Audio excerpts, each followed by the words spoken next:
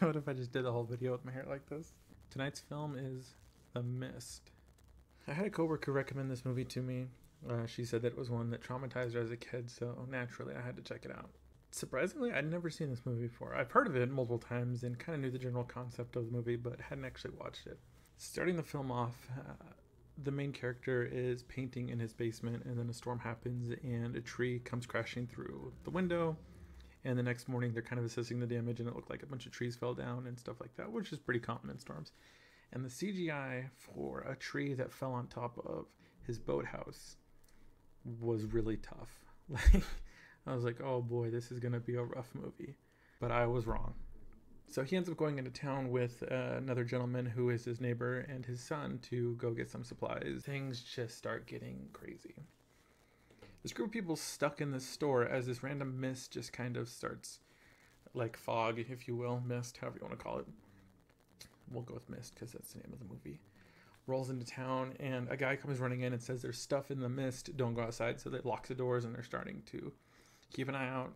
Right off the bat, one of the main guy goes into the back and checks the generator and everything like that, notices that it's backing up, that the exhaust fumes aren't venting out properly. And he goes and lets other people know, and so they come up with this idea of, oh, we're going to open the door a little bit, go out, unblock the exhaust pipe so that we can run the generator. And as soon as they open the door, one of the guys starts getting attacked by these like tentacles, and it wraps around his leg, and it rips a chunk of his leg off and then a chunk of his chest off. And the CGI for that was phenomenal. And I was just instantly like, okay, they just really with the tree, but the actual CGI for this movie, not so bad. So then I was really interested, and I'm like, okay, this is like tentacles, which reminded me a lot of a movie from way back in the 90s that I used to watch as a kid called Deep Rising. And I couldn't remember the name of that, so I just had to text my sister and ask her, and then it popped in my head one of the actors, and I knew he was in The Mummy as Benji. So then I went to the IMDb page of The Mummy, found him, looked at the movies that he was in, and it's Deep Rising. I kept wanting to say Event Horizon, but I knew that wasn't right. As they're trapped in the store, the first night, these like little like mosquito type bug things are attack like all like coming to the glass window of the front of the store, and they realize that it's the lights that's attracting them. And then kind of the food chain order, a bigger kind of vulture thing comes in, starts attacking and trying to eat those things, but they're also getting in the store and attacking people. And just the way that like it just escalates so crazy was really well done. I don't have a problem with religion. If you want to be religious, sure, fine, great. I personally have dealt with religion in my life, and I wouldn't necessarily say that I'm religious. I wouldn't say that I'm not religious. It's a long story.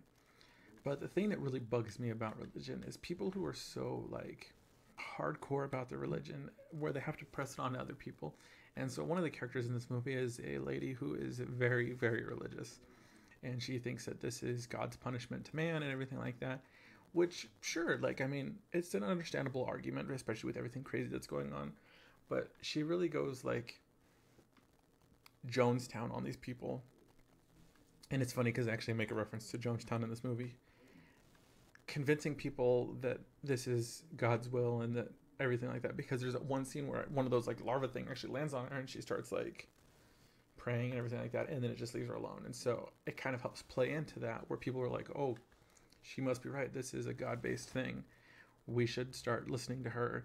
And people just start going crazy. And I think that is a really cool concept that they did, where within the supermarket, you've got 20, 30 people, and it starts dividing them. Some people who are buying into what she says, and they just start acting crazy. Like, they kill an innocent military man because they kind of figure out that it's the military's fault, or think it's the military's fault because of something that supposedly happened that caused a rift portal thing to another universe that let these things in. So they just straight shank this homeboy like it's freaking prison, and then throw him outside and let the creatures just eat him. It's kind of cool that they did that in the movie because it's a really possible scenario for this kind of thing. And I think that they really did a good job of building just the chaos and hostileness of a group of people stuck in a emergency situation and the different things that would unfold in those situations. Initially, I was thinking like this is a really well done movie for a low budget because it all is just taking place in a grocery store and nothing really crazy is being shown, so CGI costs wouldn't be so high. That ends up changing just because of like starting to see the different creatures and stuff like that. Moving on to a more spoiler zone. When they go to the pharmacy to get the stuff, and there's the spiders with like the acid webs and stuff like that, and then like the spiders, like the little like creature spider thing is coming out of the like military police guy that says this is all our fault, and then like they like start crawling out of his face and stuff, and then he ends up falling on the floor and just exploding into millions of these little spider things. I thought was just so cool of a concept, and how they did like the acid web stuff, like especially with that guy's leg, where it just basically like just started degloving, which if you don't know the term degloving, it's not a good thing. Basically just if you just take skin and just pull it off as if it were like a glove. I've seen it happen once in high school. A kid was welding and he had a ring on, and somehow he touched the metal with his ring, and I don't know why he didn't have a glove on or why he was wearing a ring.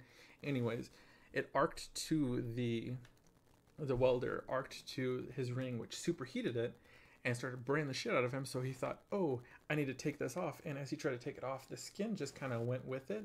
And he stopped right about here, and all of this skin from here to here just kind of bunched up right here. It was foul. It was so horrifying. So anyways, yeah, degloving. Vocab word of the day. Just the way that a lot of the CGI and special effects were played out, plus just the story of this is just phenomenal. I can't even begin to, like, I was so impressed by this movie, and I was really, really let down at the beginning, thinking this was going to be 2 hours of just, oh God, what am I watching? But really, like, this is a solid film.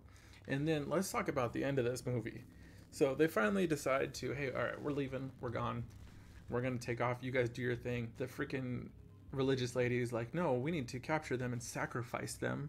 The kid and the whore, which I don't know why she's a whore, but whatever, religion. And so this whole group of people is turning on. There's like 8 of them that are just trying to leave. Just like, hey, we just want to get the out of here. It's crazy, but at the same time, like, I could see that being a thing. And then the store clerk, bag boy guy, like, just straight shoots her in the stomach, which, thank God somebody did something.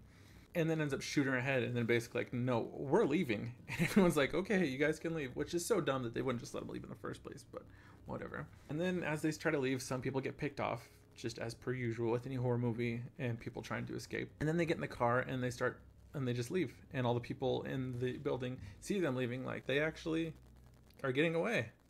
We probably should have listened, which I thought was kind of a cool little thing for them to add, just that scene of the people inside the store just kind of having that realization, like, maybe we should have left, maybe we should have listened, maybe we're being ridiculous.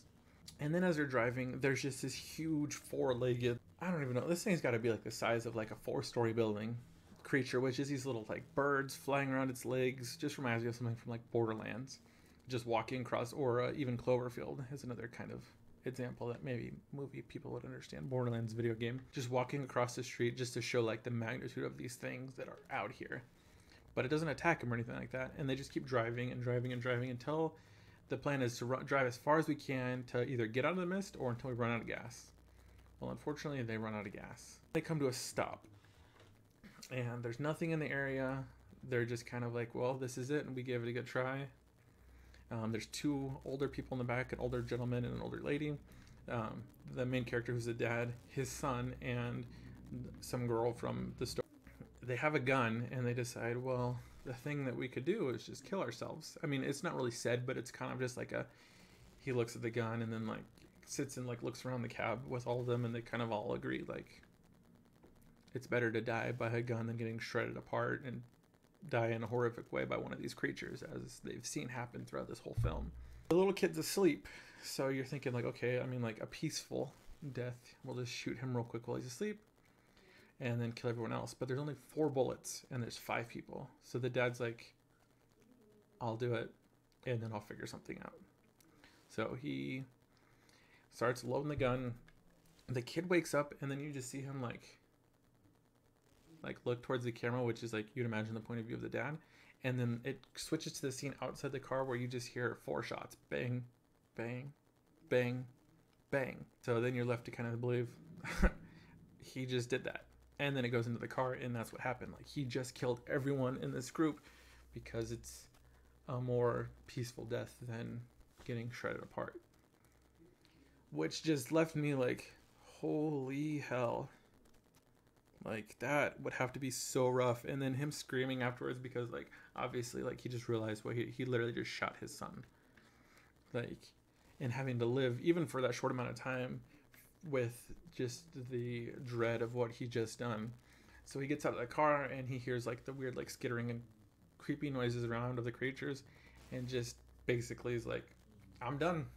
Come get me, and starts like yelling like, where are you? Come get me, blah blah blah blah.